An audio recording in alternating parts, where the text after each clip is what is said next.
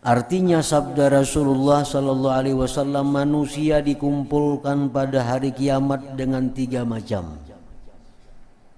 Dengan naik kendaraan. Ada yang dari kubur bangkit menuju padang mahsyar, disediakan tunggangan. Nah, sehingga dia duduk di atas tunggangan menuju padang mahsyar. Ini orang-orang yang punya kedudukan mulia di sisi Allah Subhanahu wa taala. Begitu keluar dari kuburnya, disediakan sudah tunggangannya, disediakan pakaiannya dan sebagainya. Berjalan kaki, nah ada yang begitu bangkit dari kubur menuju padang mahsyar berjalan batis, kada ada tunggangan.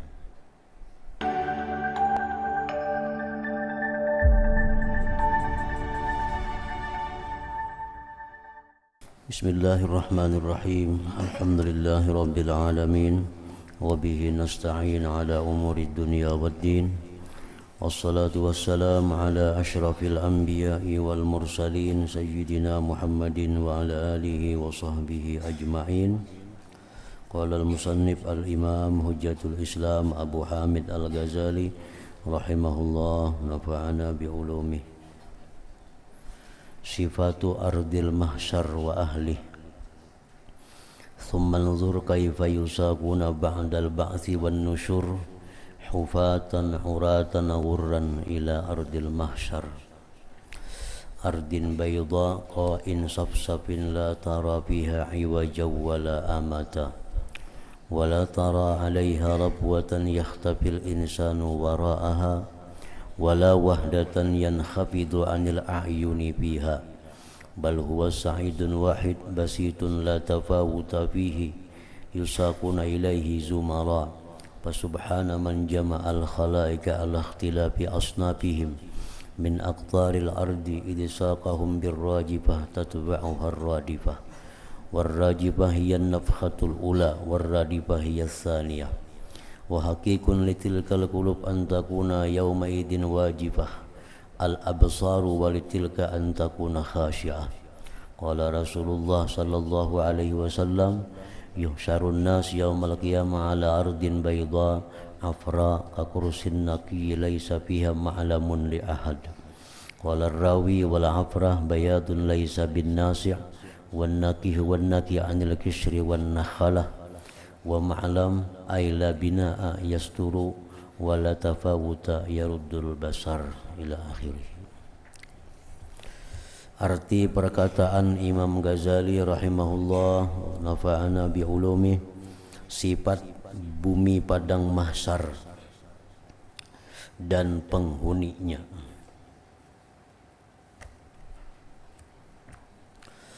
Kemudian perhatikanlah bagaimana mereka yang dibangkit dari kubur, mereka yang sudah dibangkit dari kubur, digiring setelah dibangkit. Digiring, yang menggiring itu adalah api. Jadi mau kada mau mesti jalan, karena di belakang kita ada api yang mengepung kita.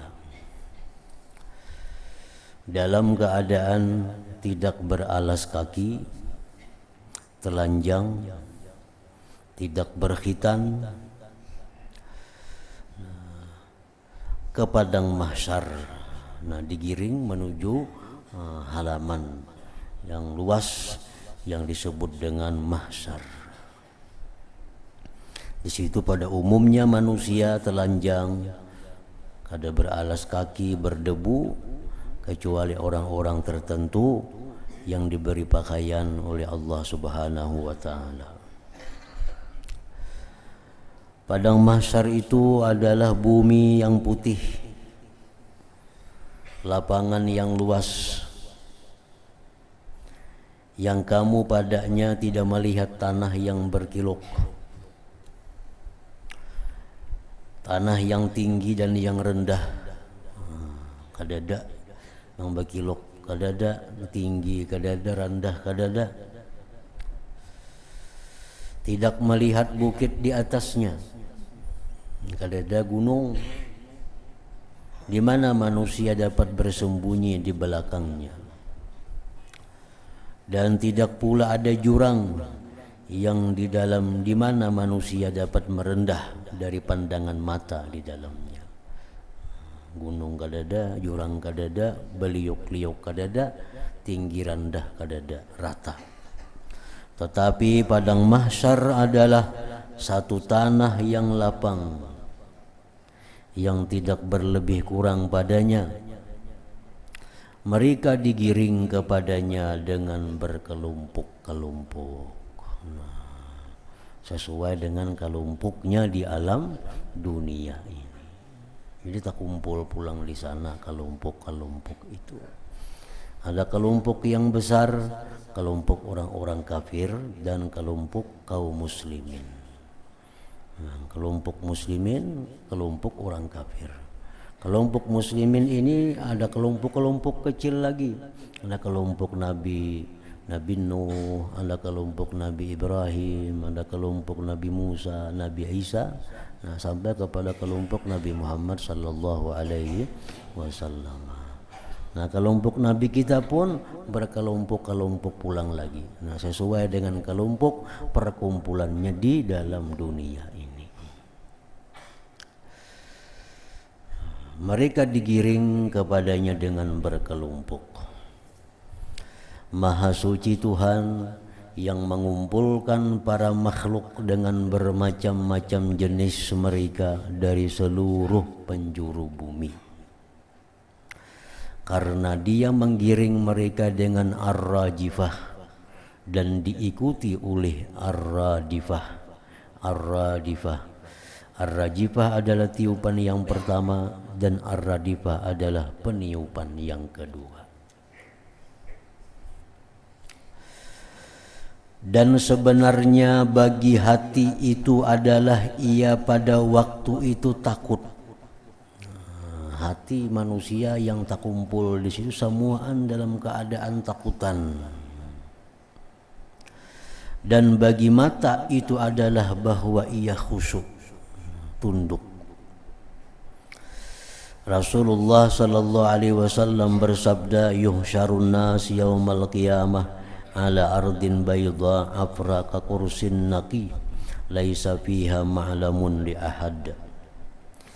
Artinya manusia itu, ujar Nabi, dikumpulkan pada hari kiamat di atas tanah yang putih seperti adunan roti yang bersih. Tidak ada padanya bangunan bagi seseorang. Kada ada bangunan, kada ada pohon, kada ada apa-apa di sana. Rawi berkata, al-aprah adalah yang putih yang tidak bersih. An-naqi adalah bersih dari kulit dan dadak. Dan ma'lam adalah tidak ada bangunan yang menutupi dan tidak ada berlebih kurang yang menolak pandangan. Jadi dari seluas mata memandang kelihatan, kalau denang menghalanginya. Dan janganlah kamu menyangka bahwa bumi itu seperti bumi dunia. Jangan menyangka padang mahsyar itu kayak lapangan. Jangan dikira macam itu. Tetapi ia tidak sama dengan bumi dunia kecuali nama saja. Namanya aja sama, padang mahsyar. Tapi lain lawan bumi dunia. Allah Ta'ala berfirman, yauma tubaddalul ardu ghairal ardi was samawat. Artinya pada hari ketika bumi diganti dengan bumi yang lain dan demikian pula langit. Ibnu Abbas radhiyallahu anhuma berkata, ditambahkan padanya dan dikurangkan dan dihilangkan pohon-pohonnya. Kada ada lagi pohon-pohonan, gunung-gunungnya, jurang-jurangnya, dan apa yang ada padanya. Ia dibentangkan seperti dibentang kulit di pasar Ukaz, itu pasar yang terkenal di antara Mekah dan Madinah. Ada pasar ukas, di situ orang banyak berjual kulit binatang nang dibentang. Bumi yang putih seperti pirak, tidak ditumpahkan atasnya darah dan tidak dikerjakan kesalahan padanya. Nah, di situ kalau ada orang bakalahian, dan di situ kalau ada orang yang berani menentang Allah, di bumi itu. Dan langit-langit itu hilang mataharinya kada bercahaya lagi, bulannya dan bintang-bintangnya. Jadi dalam keadaan gelap gulita, kecuali ada amal-amal saleh orang yang menerangi dirinya itu. Perhatikanlah wahai orang yang patut dikasihani tentang huru hara hari itu dan kerasnya hari itu. Sesungguhnya apabila para makhluk berkumpul di atas tanah ini, maka berterbanganlah di atas mereka bintang-bintang di langit, dan hilanglah sinar matahari dan bulan, dan bumi gelap karena padam lampunya. Maka ketika mereka dalam keadaan seperti itu, tiba-tiba langit berputar di atas kepala mereka dan terbelah beserta tebal dan kerasnya selama 500 tahun. Umur 500 tahun kalau hitungan tahun dunia. Langit itu berputar-putar, hancur berkeping-keping. Dan para malaikat berdiri di seluruh penjurunya. Maka alangkah huru hara suara terbelahnya langit pada pendengaranmu, dan alangkah hebatnya bagi hari terbelahnya langit beserta kerasnya dan kuatnya langit itu. Kemudian langit itu mengalir seperti pirak yang diceburkan, yang dicampuri, yang dicairkan, yang dicampuri warna kuning, lalu menjadi merah mawar seperti kilapan minyak. Dan langit menjadi seperti timah yang hangus, dan gunung-gunung menjadi seperti bulu, dan manusia bercampur aduk seperti kupu-kupu yang bertebaran. Dan mereka tanpa alas kaki, telanjang serta berjalan kaki. Rasulullah sallallahu alaihi wasallam bersabda, yub'atsun nas hufatan uratan ghurra qad aljamahumul araqu wa balaga syuhumal adhan. Artinya manusia dibangkitkan dengan tanpa beralas kaki, telanjang serta tidak berkhitan. Mereka dibelenggu oleh keringat, dan keringat itu sampai ke cuping telinga mereka. Cuping telinga itu lala makan telinga, ini ngarannya cuping telinga. Saudah istri Rasulullah sallallahu alaihi wasallam yang meriwayatkan hadis ini berkata, aku bertanya, wahai Rasulullah sallallahu alaihi wasallam, alangkah aibnya manusia yang sangat banyak itu bertelanjangan, kada bersandal, alangkah aibnya. Apakah sebagian kita memandang kepada sebagian yang lain? Maka Rasulullah SAW bersabda, manusia disibukkan dari yang demikian itu. Manusia kada sempat memandang urusan penurang kayak apa, masa orang yang kayak apa dihadapi.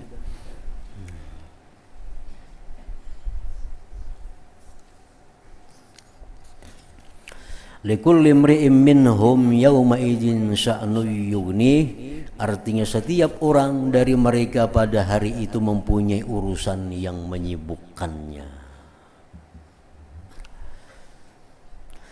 Maka alangkah besar hari yang terbuka padanya segala aurat, dan dirasa aman pada hari itu beserta demikian. Pandangan dan berpaling, bagaimana sedangkan sebagian mereka berjalan di atas perutnya dan mukanya, maka tidak ada kemampuan bagi mereka kepada berpaling kepada yang lain. Ini manusia ini macam-macam di situ. Ada nang berjalan batis, ada nang bekisut, ada nang jalannya merayap, bati harap macam ular. Jadi kada sampat melihat pun orang nang betilanjangan, semuaan betilanjang. Kada sampai memperhatikan kepada kemaluan orang, karena masing-masing sibuk dengan urusannya sendiri. Abu Hurairah radhiyallahu anhu berkata, Rasulullah sallallahu alaihi wasallam bersabda, yuhsyarun nas yaumal qiyamah thalathata asnaf, rukbana wa musyata wa ala wujuhihim. Faqala rajulun ya Rasulullah wa kaifa yamshuna ala wujuhihim? Qala alladhi amsyahum ala aqdamihim qadirun ala ayyumshiyahum ala wujuhihim. Artinya sabda Rasulullah sallallahu alaihi wasallam, manusia dikumpulkan pada hari kiamat dengan 3 macam. Dengan naik kendaraan. Ada yang dari kubur bangkit menuju padang mahsyar, disediakan tunggangan. Sehingga dia duduk di atas tunggangan menuju padang mahsyar. Ini orang-orang yang punya kedudukan mulia di sisi Allah Subhanahu wa taala. Begitu keluar dari kuburnya, disediakan sudah tunggangannya, disediakan pakaiannya dan sebagainya. Berjalan kaki, nah ada yang begitu bangkit dari kubur menuju padang mahsyar berjalan batis, kada ada tunggangan. Dan berjalan di atas muka-muka mereka, beti harap. Nah, jalan beti harap, merayap, kayak ular jalannya. Lalu seorang laki-laki bertanya, wahai Rasulullah, bagaimana mereka berjalan di atas muka-muka mereka? Kayak apanya berjalan merayap nangka itu? Nah, Rasulullah SAW bersabda, orang yang, maksudnya Tuhan, yang menjalankan mereka di atas tapak kaki mereka adalah mampu untuk menjalankan mereka di atas muka-muka mereka.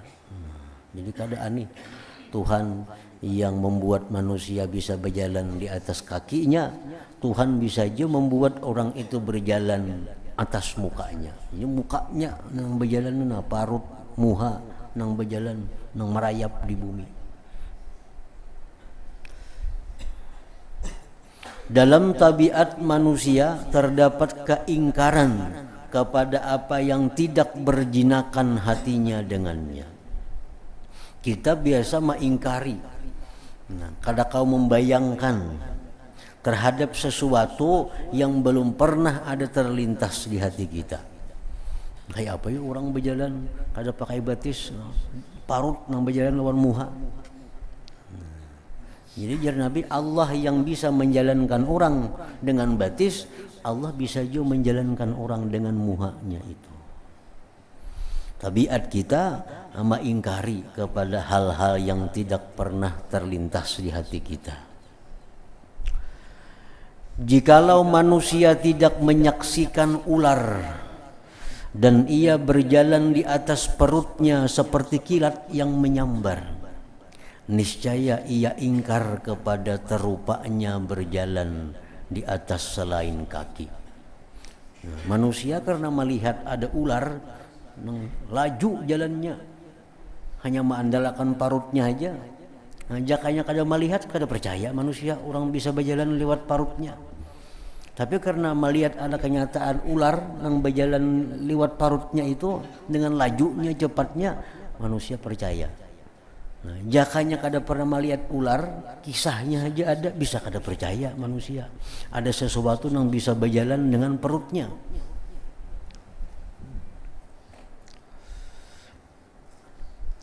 Dan berjalan kaki juga dipandang jauh bagi orang yang tidak menyaksikan yang demikian itu. Nah, orang berjalan lawan batis itu kan manusia bisa kada percaya. Jakanya kada pernah melihat, tapi karena melihat ada orang berjalan lawan batis, nah kalau percaya bahwa ada orang berjalan dengan batis. Nah jadi di padang mahsyar itu manusia ada yang berjalan batis, ada yang berjalan lewat muhanya. Nah, muhanya yang berjalan di padang mahsyar itu. Maka jauhilah dirimu dari ingkar kepada sesuatu dari keajaiban-keajaiban hari kiamat. Nah, jangan ingkar dengan keajaiban-keajaiban yang ada di alam kubur, yang ada di padang mahsyar, yang ada dalam neraka. Karena semuaan itu adalah Allah mampu untuk menciptakan yang demikian itu. Maka jauhilah dirimu dari ingkar, kada percaya atau ragu-ragu kepada sesuatu dari keajaiban-keajaiban hari kiamat. Ada orang manusia yang berjalan parutnya kayak rumah. Dalam hadis Nabi disebutkan demikian. Orangnya kayak biasa, parutnya yang kayak rumah. Nah, itu orang yang dalam dunia banyak ketujuh makan riba, makan pungli, makan pajak, yang duit-duit haram daripada manusia. Jadi di akhirat di padang mahsyar bangkit dari kubur manusia biasa, parutnya yang kayak rumah ganalnya. Memang kita kada pernah melihat ada orang macam itu. Jangan ingkar, jangan ragu. Karena di akhirat itu semuaan penuh dengan keajaiban-keajaiban, keanihan-keanihan yang belum pernah kita lihat di alam dunia ini. Jauhilah dirimu dari ingkar kepada sesuatu dari keajaiban-keajaiban hari akhirat. Ada ular berkepala 10. Jangan kada percaya, jangan ragu. Walaupun di dunia belum pernah kita lihat ada ular berkepala 10. Di akhirat itu ada.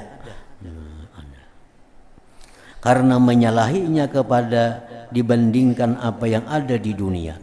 Dunia jangan diukur akhirat, karena akhirat penuh dengan keajaiban-keajaiban.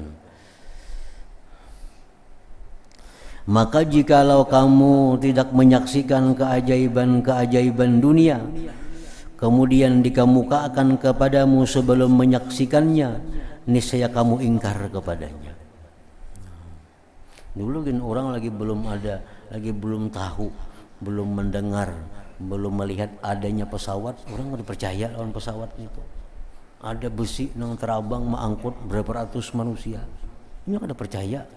Lagi belum melihat, lagi belum tahu kisahnya. Nah setelah tahu kisahnya, saya sudah melihat, hanya percaya. Nah demikianlah akhirat itu. Banyak hal-hal yang kita kada tahu, yang kita kada melihat. Nah, jangan kada percaya oleh sebab yang demikian. Maka hadirkanlah dalam hatimu, bayangkanlah dalam hatimu akan rupamu. Nah di akhirat itu macam apakah kena rupa kita nih? Dan kamu berdiri dalam keadaan dengan telanjang, terbuka, terhina, terusir, bingung, termangu-mangu, lagi menunggu kepada apa yang berlaku atasmu dari keputusan dengan kebahagiaan atau dengan celaka. Dan besarkanlah keadaan ini. Nah, arti besarkan itu artinya pentingkanlah keadaan ini. Selalu kita hadirkan di dalam hati kita, nah, di dalam tafakkur kita. Kita selalu membayangkan kayak apa nasib kita pada hari itu. Apakah termasuk orang yang diberi Allah tunggangan sehingga ke padang mahsyar begitu nyamannya dengan tunggangan, dengan pakaian? Apakah termasuk orang yang berjalan batis sambil diusir, diburu? Apakah termasuk orang yang berjalan dengan muhanya sendiri? Dan besarkanlah keadaan ini, karena sesungguhnya ini adalah perkara yang besar. Nah, sifat keringat dalam keadaan padang mahsyar seperti tadi, berkumpul dengan sedemikian banyak jenis macam-macam makhluk Allah. Nah, di situ ada hal yang penting juga yang diperhatikan, adalah tentang keringat, tentang paluh. banyak orang di situ nang kasakitan karena kebanyakan berisi paluh. Nya panas. Kemudian bertafakurlah tentang berdesakannya para makhluk. Di situ berdesak-desakan. Dan berkumpulnya mereka. Sehingga berdesakan di mauqif, di padang mahsyar itu penduduk langit yang 7 dan bumi yang 7 dan malaikat, jin, syaitan, binatang buas dan burung. Semuaan berkumpul di satu halaman itu. Nah, lalu yang tadinya matahari kada bercahaya, matahari bersinar. Jadi artinya waktu kita menuju kubur itu, bujur-bujur dari kubur menuju padang mahsyar itu gelap gulita. Setelah kita sampai di mahsyar itu, lalu matahari itu bersinar. Nah, sudah terkumpulan di seluruh penduduk dunia ini dari awal sampai akhir. Nah, terkumpul di situ, matahari bercahaya, bersinar. Lalu matahari bersinar di atas mereka dan telah berlipat ganda panasnya. Nya kada ada naungannya, kada ada nang menyerapnya lain pada makhluk yang ada di situ. Kada ada pohon, kada ada banyu, kada ada apa.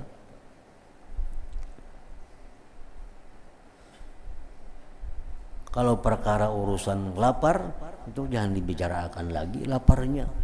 Bicara haus jangan dibicarakan, bersangatan haus. Makanya ada hadis Nabi yang mengatakan supaya jangan lapar di sana, nah jadikanlah kebiasaan hidup memberi makan orang. Kalau hendak di sana jangan haus, jadikanlah kebiasaan hidup memberi orang minum. Kalau di sana hendak jangan bertelanjang, jadikanlah kebiasaan kita memberikan orang pakaian. Jadi di situ pasti haus. Orang-orang yang kikir di situ haus, lapar, bertelanjang.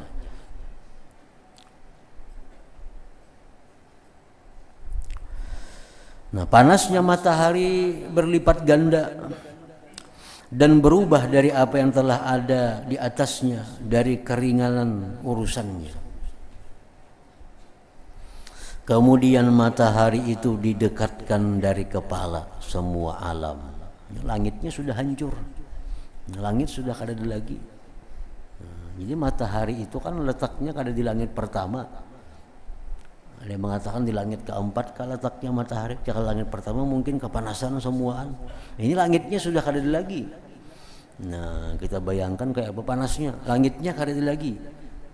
Langitnya sudah hancur, luluh macam timah tadi.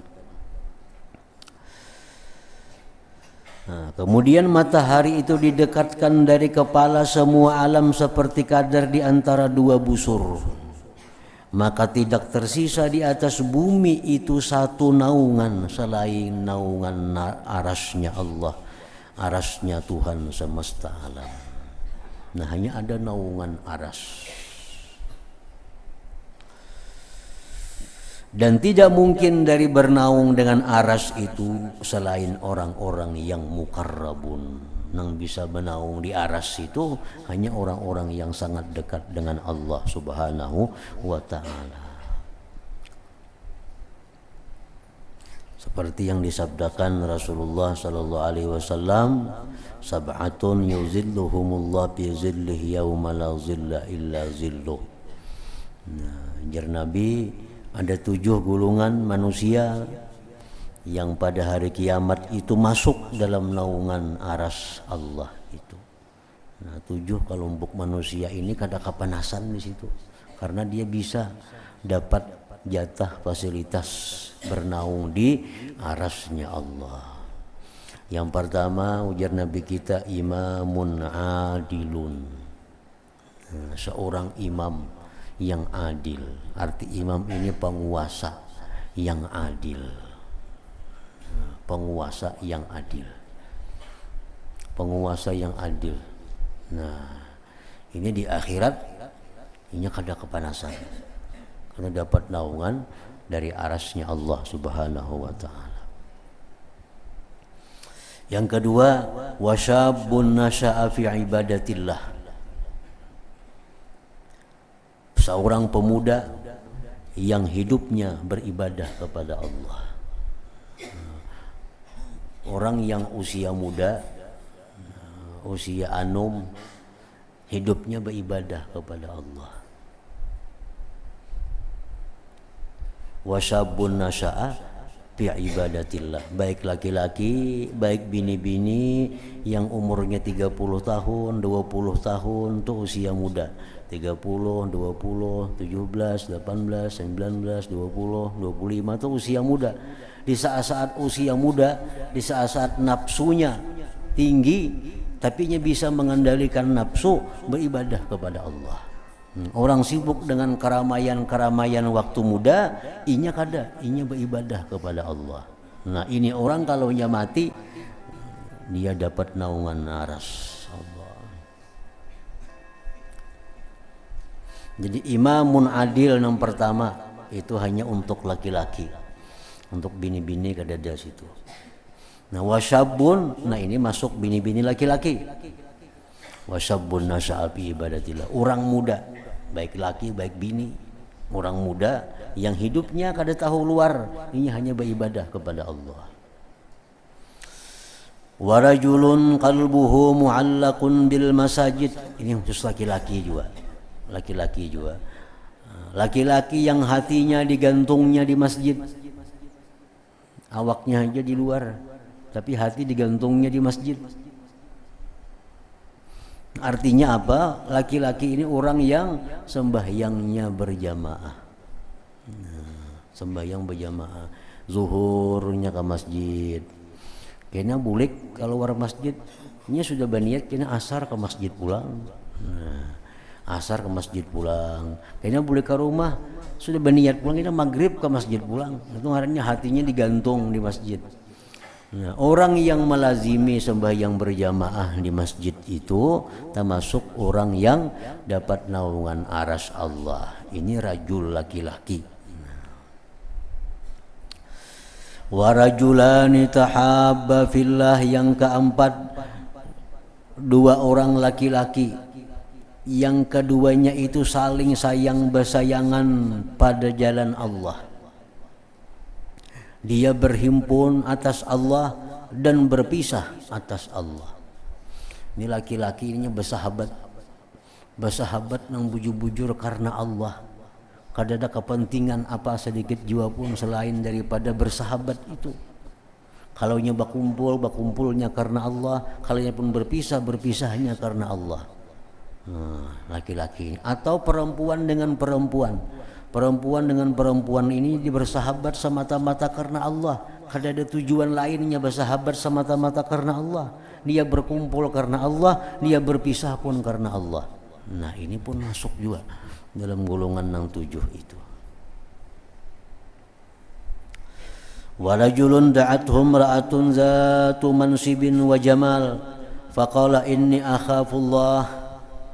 Seorang laki-laki yang diajak oleh perempuan yang punya kedudukan dan keelokan, diajak untuk berbuat maksiat, berbuat zina. Laki-laki itu berkata, aku takut kepada Allah.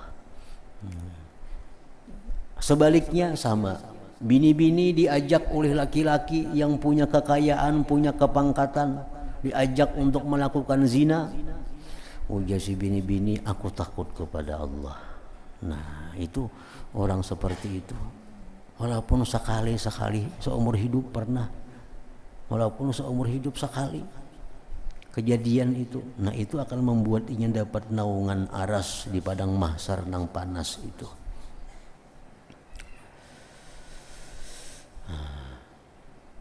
Yang keenam, warajulun tasaddaqa bi sadaqatin fa akhfaha hatta la ta'lama shimaluhu ma tunfiqu yaminuh. Seseorang baik laki-laki baik perempuan yang bersedekah dengan sedekah yang dia sembunyikan sedekahnya itu sehingga kada tahu tangan kirinya apa yang diberikan oleh tangan kanannya. Ini bersedekah ni orang kada nang tahunya, nang menerima pun kada tahu pada inya nang bersedekah. Nah, Memang sedekah itu ada baik terang-terangan. Yang baik terang-terangan ini bersedekah itu satu tujuannya supaya ditiru oleh orang. Nah, ini bersedekah di tengah orang banyak. Ini mengisahkan, aku tadi bersedekah lawan si fulan sekian. Tapi niatnya apa? Niatnya supaya nang dipan dirinya ini meniru inya, mencontoh inya suka bersedekah. Nah, itu ganal juga pahalanya. Nang kedua, bersedekah itu baik juga terbuka untuk menjaga diri. Menjaga diri. Karena di kampung ini mun bersedekah tuh kita bersembunyian aja, orang kadang tahunya, padahal orang kikir kena kita. Bah, pemalar banyak itu kikir. Padahal kita bersedekah cuma orang kadang tahunya. Nah, jadi perlu juga sedekah itu ada yang terbuka untuk menjaga kehormatan diri, jangan sampai disambat orang kita ini bakhil, kikir. Nah, lalu ada juga sedekah yang kita rahasiakan. Nah, jadi ada juga sedekah yang kita rahasia, nang jangan tahu.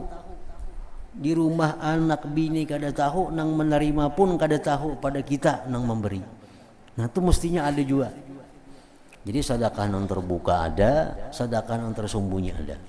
Sedekah nang terbuka ada manfaatnya. Bila ditiru orang, kita dapat pahala. Nah, bila kita bersedekah terbuka, lalu orang kada menggibah kita, kita pun dapat pahala karena menjaga orang daripada dosa. Dapat pahala aja menjaga orang dari dosa.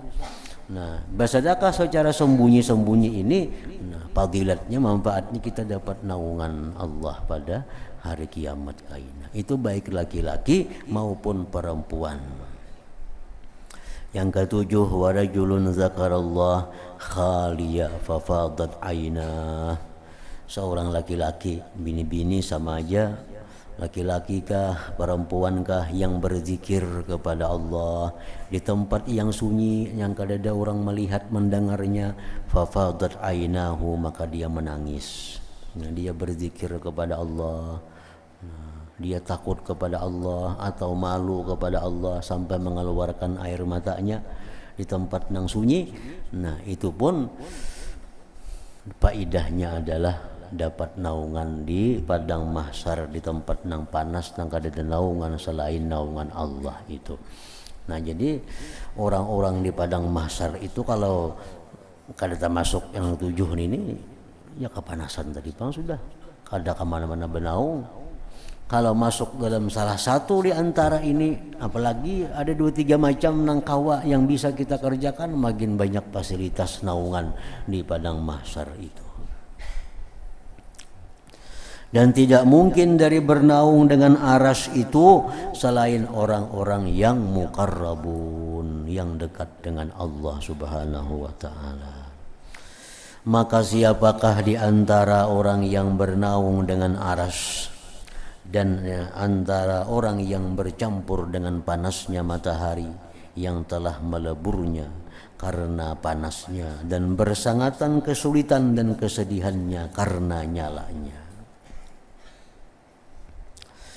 Nah, kemudian para makhluk durung mendurung, dan sebagaimana mereka mendurung sebagian yang lain karena sangat berdesakan.